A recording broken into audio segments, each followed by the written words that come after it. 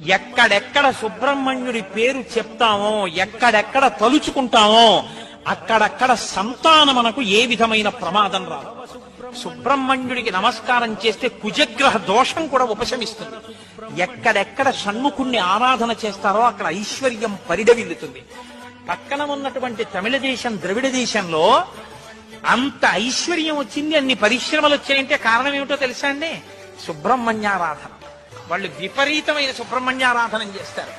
సుబ్రహ్మణ్య ఆరాధనం చేసినా, షణ్ముఖుడికి ప్రదక్షిణం చేసినా, ఆయనకి నమస్కారం చేసినా జ్ఞానము, ఐశ్వర్యము, సంతానమునకు క్షేమము, ఆయువు, ఆరోగ్యము అన్నీ కలుగుతాయి. అంత శక్తివంతమైనటువంటి సర్గ ఈ షణ్ముఖోత్పత్తి సర్గ.